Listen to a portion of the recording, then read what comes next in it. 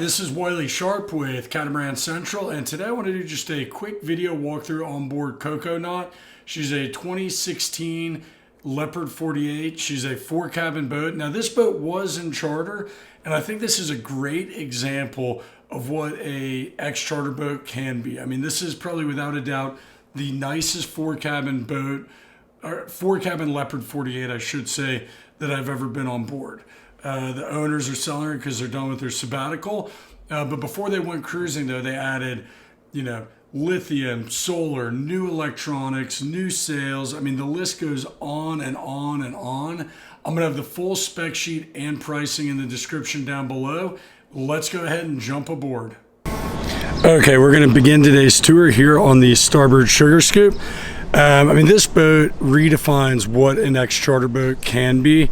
Without a doubt, I think this is the nicest ex-charter Leopard 48 I've ever been on. So first thing I want to point out is we've got this custom aftermarket rack built here for dive tanks, as well as a 12-man life raft, which just was replaced in 2021. Another notable feature is they added the Flexi Teak decking here on the Sugar Scoops, as well into the cockpit.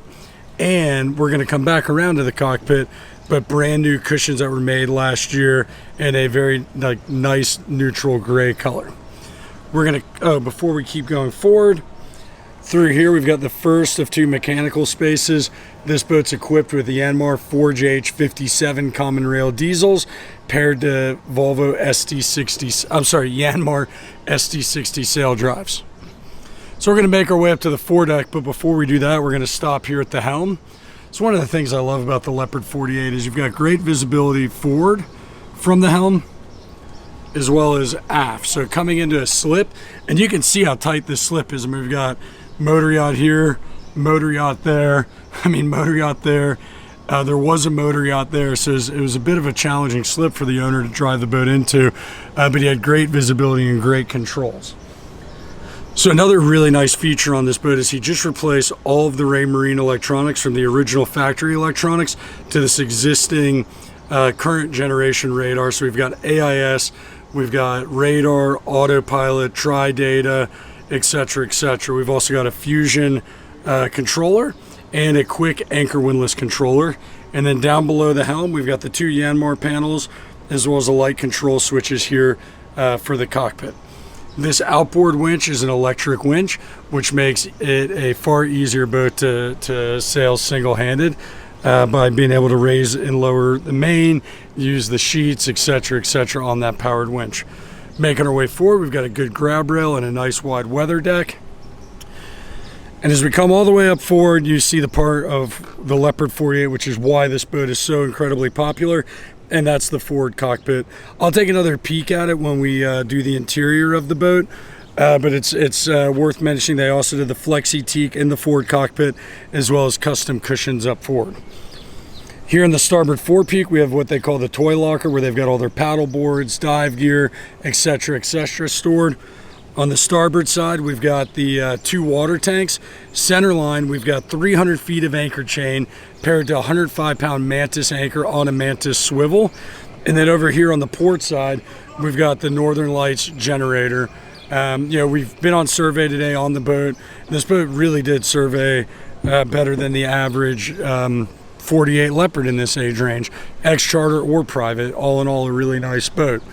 So it's a single spreader rig. And you can see the Raymarine electronics there. The umbrella was replaced on the head sail, and the head sail itself is only about 1.5 years old. And then we've got a mainsail that's less than 2 years old, and turbulence rigging out of Grenada made that beautiful sail cover for it. All of the control lines lead back to the helm, which really lends itself to being an easy boat to sail single-handed. As we continue our way down the port weather deck, I'm just going to come up onto the hardtop because I want to show you another really nice addition that they made to the boat. That's another reason why I think this boat kind of redefines what an ex-charter boat is. They've got a custom solar arch here aft of the main sheets, as well as additional panels here on the port side. And it really just, with the lithium batteries, the Victron Quattro, and everything else they've got on this boat, it's really, really well set up for off-the-grid cruising. We're going to continue around the starboard weather deck. On our way here, you'll see we've got the second mechanical space, also housing a Yanmar 4JH57. We've got the swim ladder here, as well as the stern shower here on the port aft side, and a hookup for a freshwater washdown. So on the port side, we've got a nice large U-shaped settee. I've spent a lot of time sailing on these Leopard 48s, and I mean, I've had 10 people around one of these tables comfortably, and for a family cruising, it's even more comfortable because, you know, if you've got 5-6 people on the boat, everybody's got room to read a book or just enjoy breaking bread together. Underneath here, we've got the lithium batteries, which are about 1.5 years old, and like I said, this boat's completely set up for off-the-grid cruising. And then over here underneath the helm, they added this isotherm cockpit refrigerator. Let's go ahead and make our way into the interior. Okay, as we make our way into the salon, first thing I want to do is come over here to the galley, which is a nice L-shaped galley, dual basin sink, tons of storage beneath. There's also the drying basin in here, as well as counter space on the outboard side, an Eno 3-burner cooktop, Eno oven, as well as plenty of drawers on the forward side of that. Port forward, we've got the forward-facing nav station with a stereo controller as well as a VHF radio.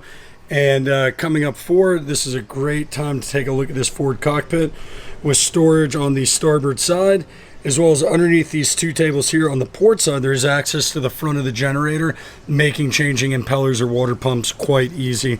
They also added a Fusion stereo controller here to the forward cockpit. Starboard forward in the salon, we've got another large U-shaped settee. This this table opens up to create a much larger table, as well as drops down to create a bed too. Starboard aft, we've got the electronics panel. So we've got the Northern Lights generator, the Victron Quattro controller, your 3 air conditioning controllers, your 12-volt panel, and then your 110-volt panel. I mean, this boat here, I'm just going to open this display up. I don't know how well it'll come up in camera. But we're on a float charge right now, but we're still even, you know, we're putting in more than we're taking out, or close to what we're taking out. We've got everything running on the boat. Beneath the nav station, we've got the Vitrifrigo, fridge up top, and then freezer down below. Let's go ahead and make our way down the starboard companionway. So making our way starboard forward, we've got the first of 4 guest staterooms on board the boat. Lots of natural light coming into the space from the outboard window. Nice large bed. Plenty of storage not only on the inboard side, underfoot, but also a large closet in here.